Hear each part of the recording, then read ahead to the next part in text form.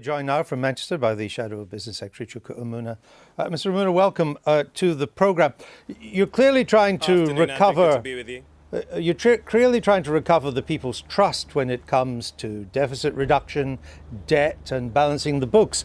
Why do you think you lost that trust in the first place?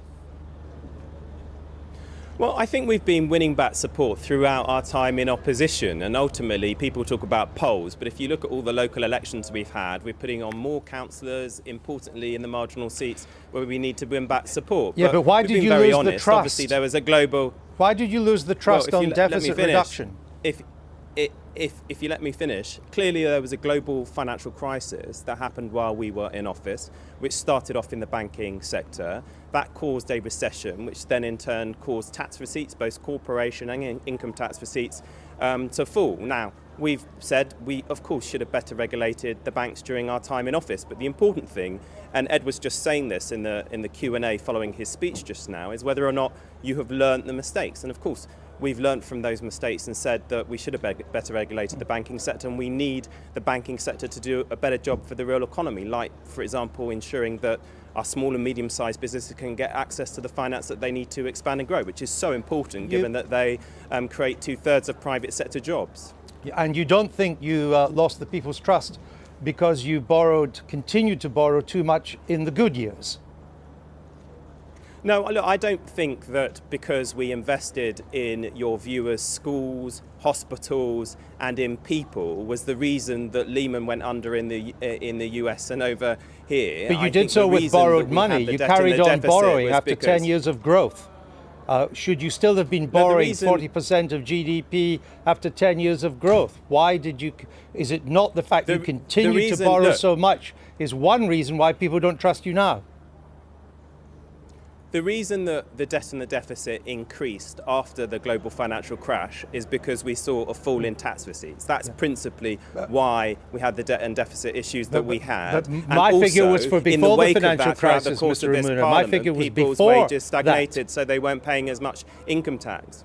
Yes, but the figure I gave you was before the financial. It went up to over 70% after the financial crisis, and I perfectly understand that was because of the financial crisis. But it may be that people don't trust you because you continued to borrow even during the good times.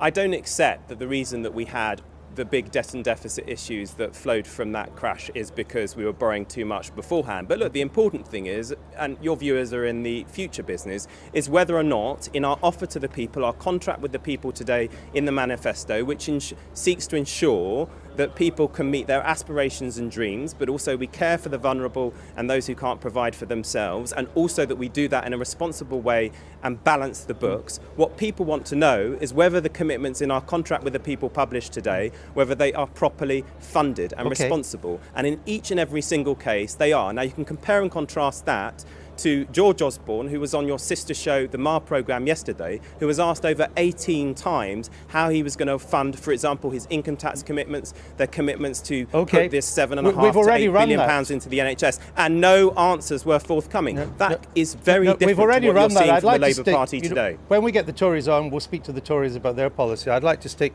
with your policy. You say you're going to balance the books, but of course that's not entirely true, is it? You're only going to balance part of the books.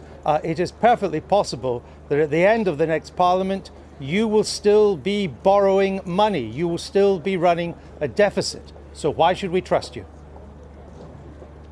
Well, we've been clear, as we've set out in the manifesto today, we're aiming to get a surplus on the current budget by the end of the next Parliament. We are aiming to see the deficit fall year on year. And just to be absolutely clear, in our manifesto, there are no commitments, inclling on capital. No, you've said that. I'm not talking about your additional borrowing, and that's the important thing. No, but you've said that 3 times. I'm not asking you about that.